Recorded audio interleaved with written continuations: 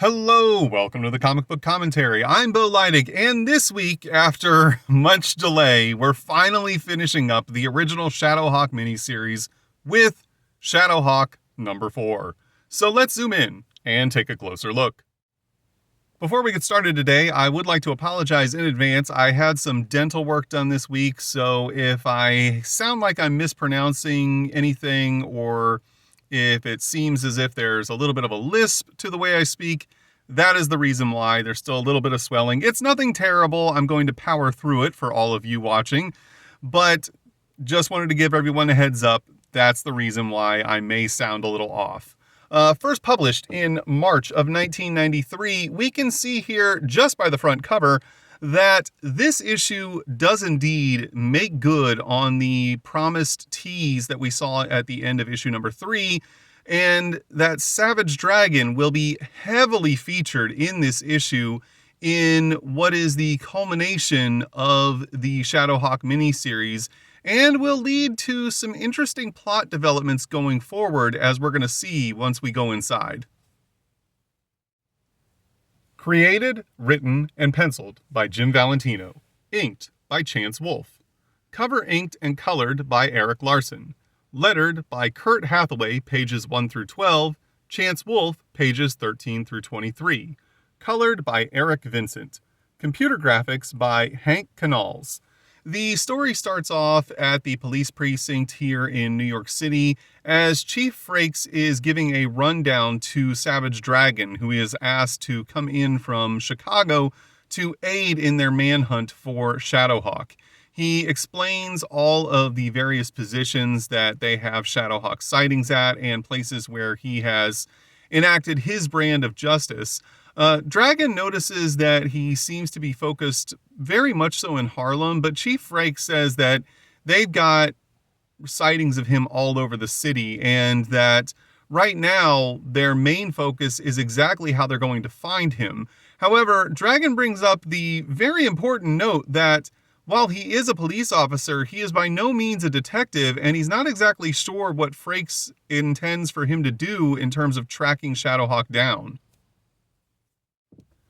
Chief Frakes then goes on to tell him that he's aware of Dragon not being a detective, but he does give him the rundown on the information they do have.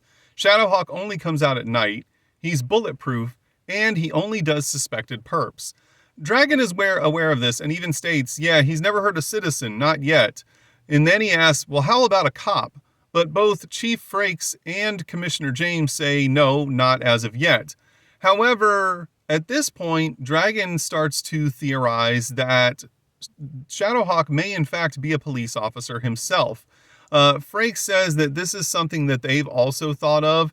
However, James has his own theory as to who Shadowhawk may be and states that he believes Shadowhawk may be one of those Youngblood types like the Dragon.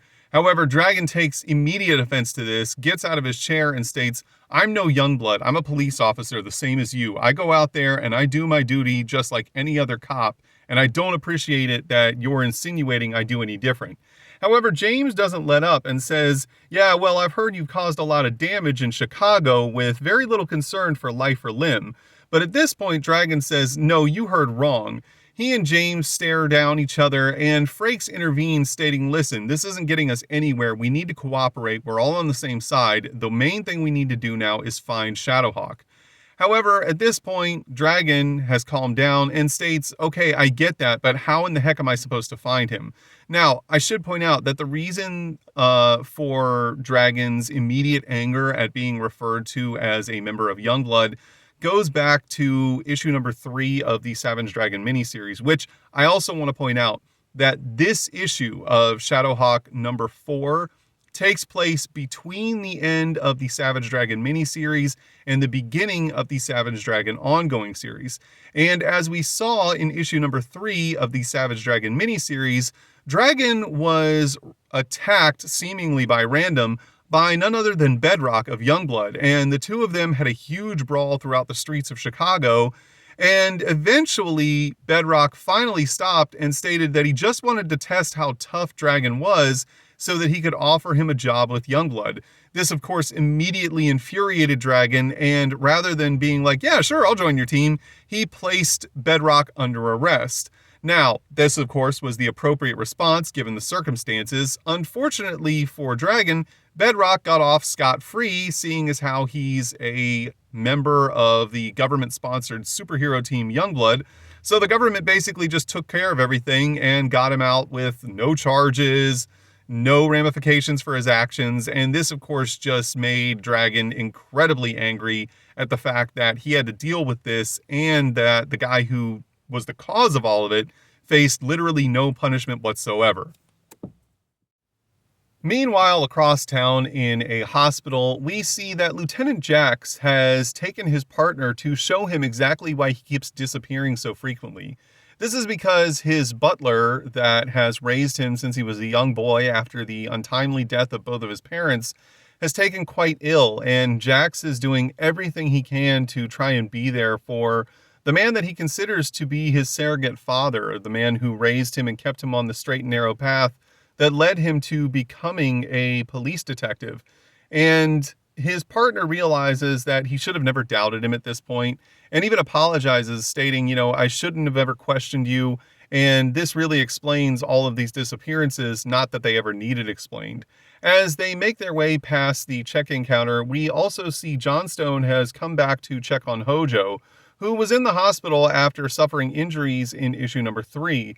However, he is distraught to learn that Hojo has in fact died. This makes him incredibly distraught, as he was really trying his best to try and get Hojo off of drugs and help him get his life back on track. And now he realizes that all of those possibilities are gone, and that this young man has tragically died as a result of extenuating circumstances that he couldn't control, but also circumstances of his own making. And he even states that, another junkie dies, no one's ever going to care except maybe his brother.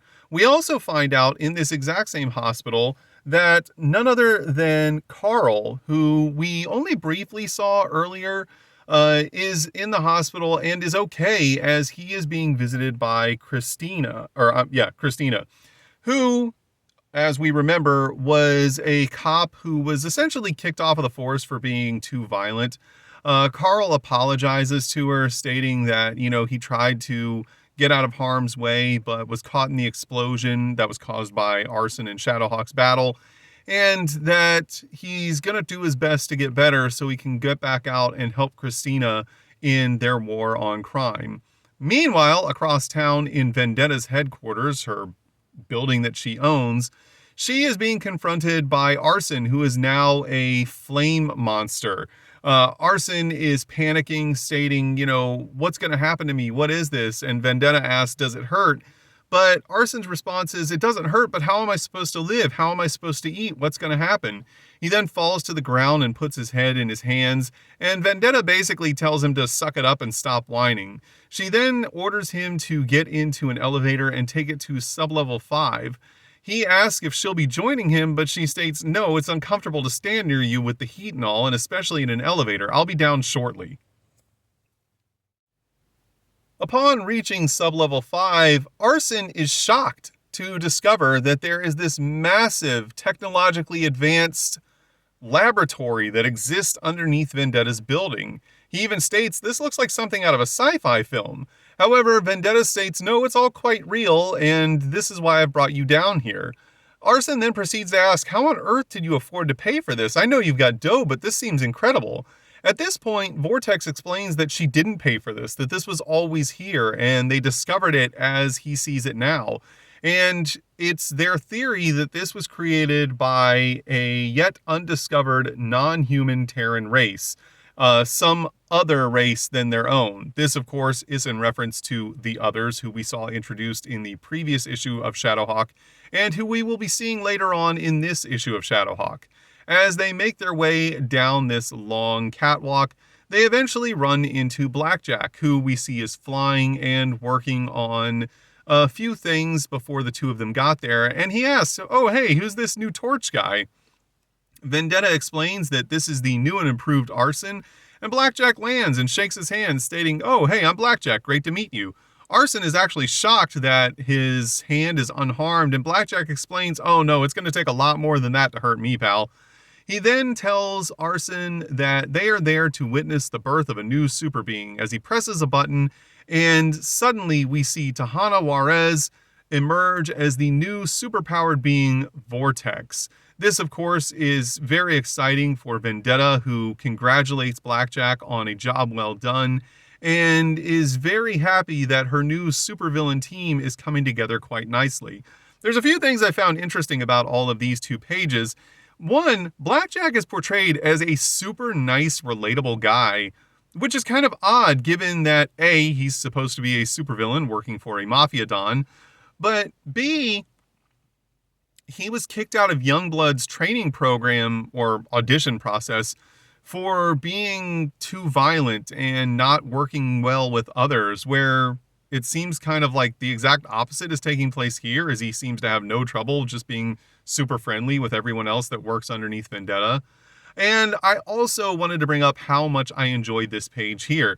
Usually I'm not super into the just big color splash vortex background behind a character. It seems like something that a lot of artists do to just kind of get out of having to draw a background, basically. However, in this case, I think it just works perfectly.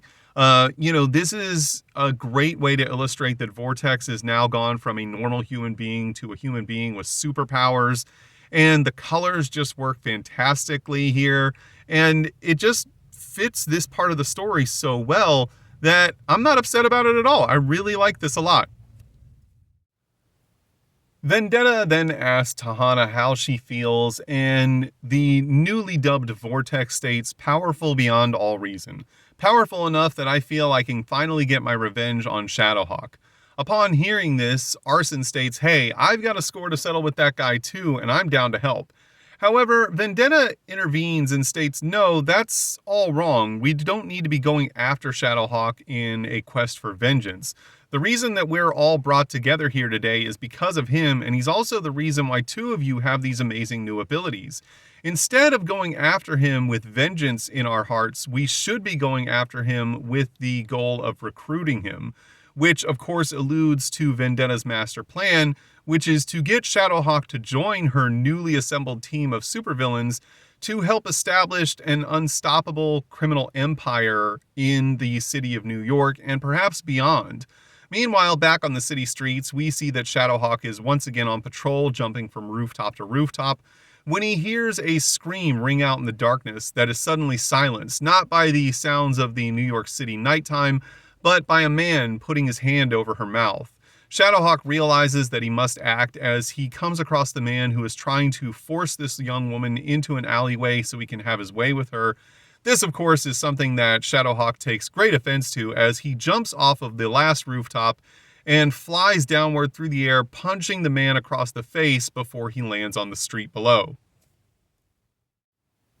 The woman stands frozen in terror, not only from the attack she suffered, but from witnessing the violent assault of Shadowhawk on her attacker.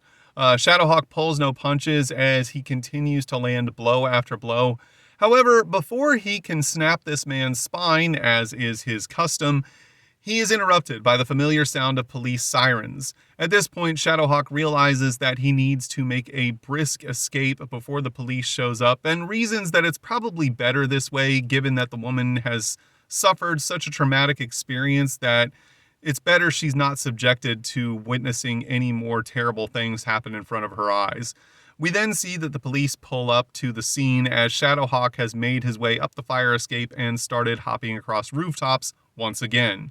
However, this was not before the police had seen him dart into the alleyway and radioed in his location to the rest of the force. We then find out that Savage Dragon is in a police helicopter and they are patrolling the streets trying to locate Shadowhawk at this very moment. They immediately respond to the radio call, and Savage Dragon tells them to hit the spotlight, and they quickly are able to find Shadowhawk on a rooftop. At this point, they yell down over the loudspeaker for him to surrender and give himself up, and of course, Shadowhawk has no intention of doing this, but he realizes that this is absolutely the worst possible situation for him at this moment. Dragon wastes no time and immediately leaps from the helicopter, landing on top of the roof and commanding Shadowhawk to surrender, that he has the right to remain silent, as he throws a punch which Shadowhawk quickly jumps out of the way of. Shadowhawk is rather distraught, as he always knew that at some point or another he was going to have to face the police, but he always hoped that that day would be later rather than sooner, and he definitely was not prepared for that day to be led by an officer known as the Savage Dragon, who is far from any type of normal police officer that he might have encountered in New York.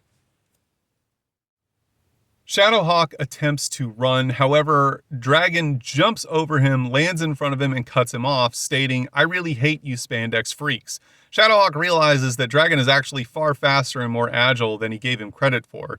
At this point, Dragon punches Shadowhawk in the face. However, Shadowhawk is able to roll with it, as Dragon states, You're the worst one of all. You're nothing more than a common criminal," as we see Shadowhawk jump backwards off of the top of the building they're fighting on.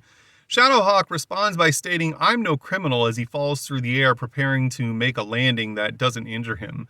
Dragon, of course, follows immediately, stating, "You are a criminal. You break spines." However, Shadowhawk responds by stating, "Yeah, muggers, thieves, and rapists."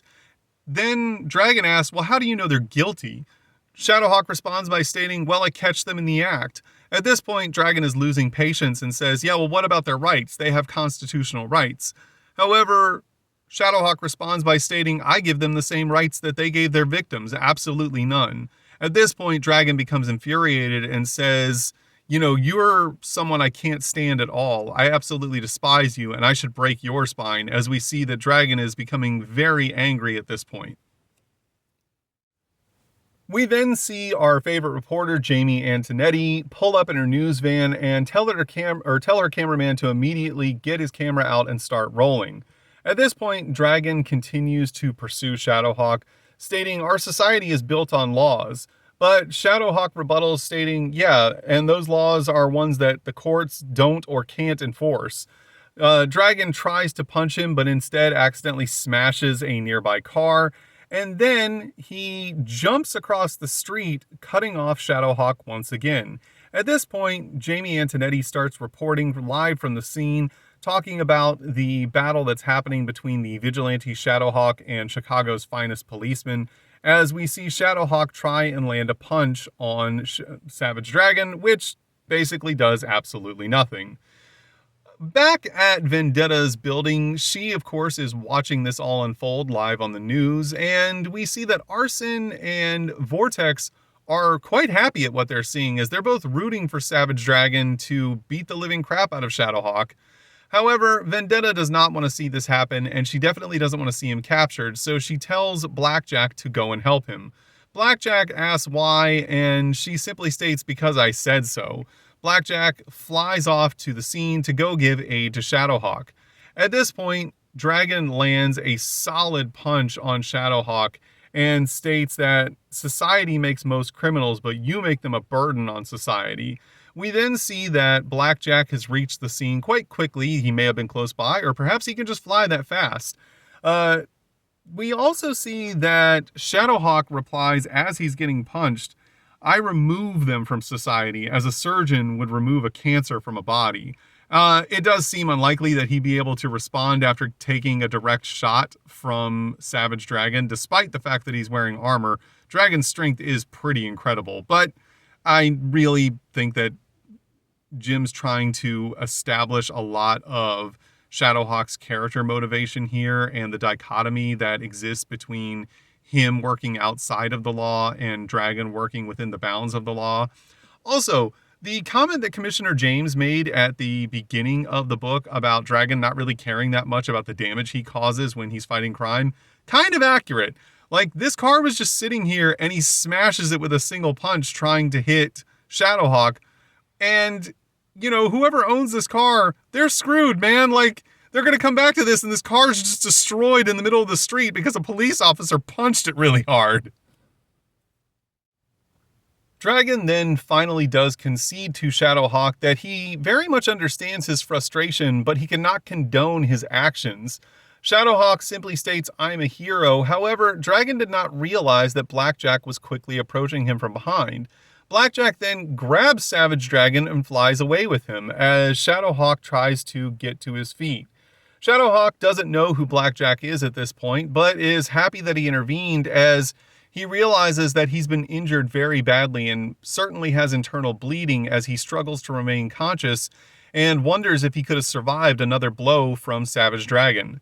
Dragon tries to free himself from Blackjack's grasp as he kicks him in the face, stating, "How many super freaks does this town have?" He then gets on top of Blackjack's back and starts punching him. However, Blackjack immediately starts to insult him, stating, "You green-skinned idiot, I'm the only one of us who can fly. All you can do is fall," as he grabs Savage Dragon and throws him down through the roof of a nearby building, which he crashes through and lands inside of, as all of the office workers in this building are stunned to see a large green-skinned man with a fin mohawk and ripped clothing just say, "Effing super freaks." Meanwhile, back down on the street, Shadowhawk is still struggling to get back up when he is approached by Arson, who states, "You need to come with me." Shadowhawk is stunned to see him, and Arson states, "Yeah, how do you like my cool new containment suit?" He states that, "You've got to get out of here and I'm going to help you." Shadowhawk asks, "How can I trust you?" But Arson brings up the point, "You don't have a choice." Shadowhawk realizes he's right and decides to take him up on his offer.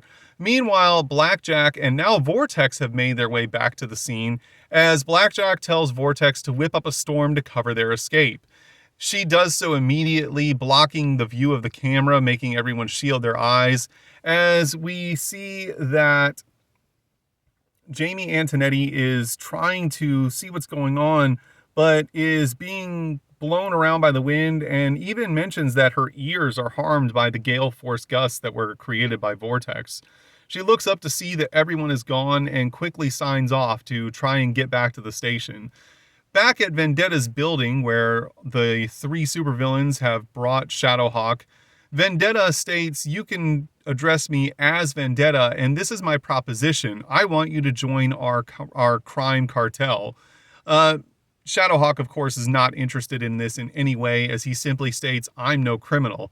Vendetta brings up basically the same point as Savage Dragon, stating, "Oh, really? Because you break people's spines, and that seems like antisocial behavior." She then just decides to be as blunt as possible with it, as she states, "You have two options. Either you can join us, or I can turn you into the police. The choice is yours." Shadowhawk pauses for a moment and then leaps to his feet, jumping out through the plate glass window at the top floor of her building, stating, "I pick option 3. A week later, Vendetta and Blackjack stand speaking to each other as Vendetta asks, "Do you think he possibly survived that fall?" Blackjack states, "No, I doubt it. It was one heck of a fall, and that's on top of whatever internal injuries he had." However, Vendetta is not so certain, as she states, "Yeah, but if anyone could have survived that fall, it's him." We then are teleported to JFK International Airport as Savage Dragon is getting ready to board his flight back to Chicago, while Chief Frakes tries to convince him to stay. However, Dragon states, "I've already been here a week and my city's going to hell in a handbasket. I need to get back to work." At this point, Frakes realizes he's right and thanks him for coming to help, as he states he's aided them in more ways than he can imagine. This confuses Dragon as he states, "Yeah, but I didn't catch him." But Frakes reminds him, "You didn't, but you've given us the best description of him that anyone has been able to give us so far, and we also got a lot of good footage from the news crew that was there. You've aided us in a lot of ways." And as Dragon turns to board his plane, he states, "Well, if anything, I hope I gave him something to think about." And Frakes responds by stating, "I'm pretty sure you did." Meanwhile, in an undisclosed location in a dark room, we see that Shadowhawk's helmet is sitting on a table as he sits across from it on a chair looking at it. The words of Savage Dragon have seemingly weighed heavy on him as he contemplates whether or not he is in fact a criminal and if he's become what he hates, and whether or not his actions are doing good or evil for the world, as he realizes that he has to reconsider everything now as we reach the end of this miniseries. We then reach the Out of the Shadows letter column. It's very short this month, but most of the letters not really that cool. A lot of them are just people making guesses about who Shadowhawk is. But there was one letter that brought up the idea that they really hoped that Jim Valentino did not give away the identity of Shadowhawk in this miniseries, which he did not. And I actually agree that that was the right move. It creates much more aura of mystery around Shadowhawk and keeps people coming back for more. He does, however, explain that Shadowhawk's identity will be revealed in the Shadowhawk 2 miniseries in issue number 2 of that miniseries, which we will get to eventually on this channel, so stay tuned for that. We then get an advertisement for Image This, the 1963 series of comic books. I only have one of these. It is the one that features Savage Dragon. 1963 was essentially Image trying to go back and create like a pseudo Silver Age for their company, even though it had only been around for like a year at this point, which it's a cool idea. I haven't really read any of these books, so I don't know how good they were, but I'm keeping an eye out for them whenever I go to comic book stores and rummage through like dollar boxes, because they do intrigue me a lot. And when I get my hands on some of them, I'll definitely be making videos about them for the channel. We then get a 2-page ad from Across the Shadow line, which would have been Jim Valentino's imprint in the context of the greater Image universe. This, of course, includes the others, Slaughter, who I don't really remember all that well, The Pact, which I only vaguely remember, Reign, which I don't remember at all, and the New Alliance, which I also don't remember. It may be that these never got full-fledged issues, or perhaps were only like small little like secondary stories that existed in other issues. I'm going to have to keep my eye out for all of this stuff. This is definitely a gaping hole in my knowledge of the greater Image universe, especially the early days of Image. And I'm very much intrigued by trying to find all the information I can about all of these characters that I don't know much about. We then reach the secondary story from Extra Image featuring The Others, which is Jim Valentino, writer and layouts, Chance Wolfe, pencils, inks, letters, Phil DeMoss, co-pencils, and Eric Vincent, colors. The story picks up exactly where we left off, as the helicopter that was firing upon Clone is going down because its bullets ricocheted off of his exoskeleton and caused monumental damage to the chopper itself. Guard is very worried about the inhabitants of the chopper, as are the other soldiers below, as they don't want to see their friends and compatriots go down in a fireball. And Guard is very hopeful that Clone can save them, which he immediately does, as Clone is able to prevent the chopper from impacting the ground and exploding, as we see that Rebound never had a doubt and states, yeah, of course he did it, he's Clone. Clone then helps some of the inhabitants of the chopper out, asking if they're okay. The chopper's pilot is just shocked, stating, "How on earth do you speak English? You're like a giant bug. What's even going on?" These are all reasonable questions, by the way, as they aren't really certain what exactly happened. They were just on a patrol and were suddenly attacked by all of these crazy superpowered beings. With the crisis averted, Rebound asks Guard what their next move should be, and Guard responds by stating that he plans on taking the humans to the underground city. Rebound, however, is not on board with this idea at all, as he screams, "Are you out of your mind? We can't take them to the underground city, they're humans." However, Guard states that they're all injured and the only way that they can give them medical assistance is to bring them to the city. At this point, however, Racket interjects, stating that one of the men does not need assistance as he was struck by a ricocheting projectile and has expired. This does not sit well with Guard, as he states that it's been quite a long time since they were responsible for any human deaths, and he doesn't plan on being responsible for any more on this day, so he orders the rest of his team to take the humans into the underground city. However, Racket echoes some of the same protests that Rebound had, stating that, they don't know exactly what the ramifications of that are going to be.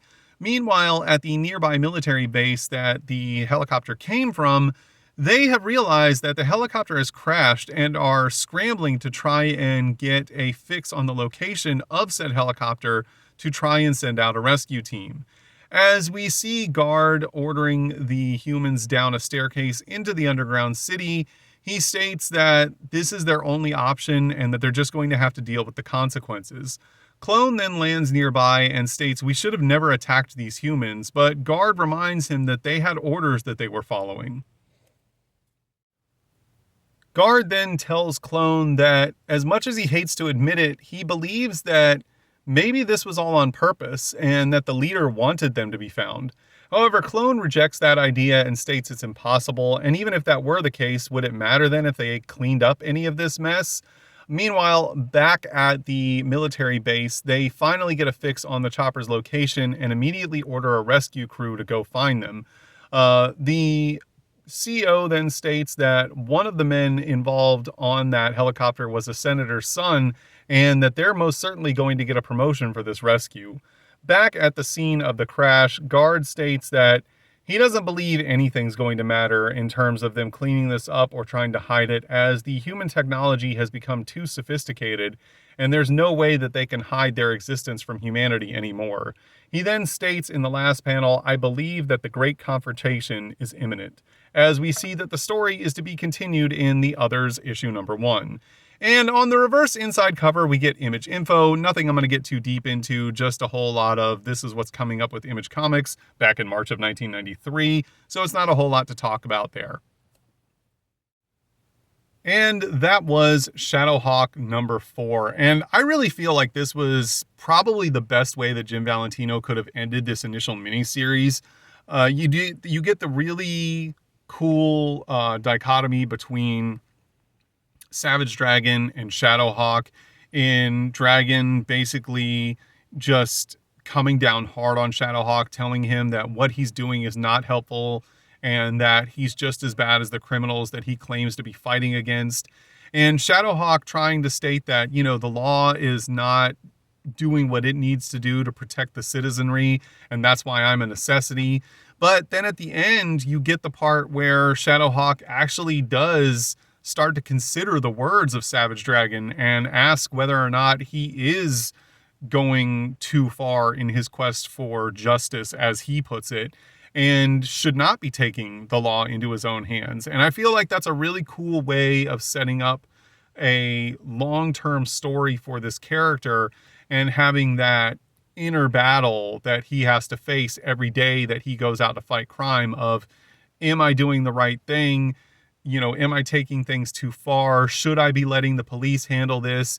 And then you also have a much deeper look into the motivations of Savage Dragon, as well as we see how resolved he is to be a member of the police department and how he believes that, there shouldn't just be costumed superheroes going out taking the law into their own hands, and that the American justice system should be upheld.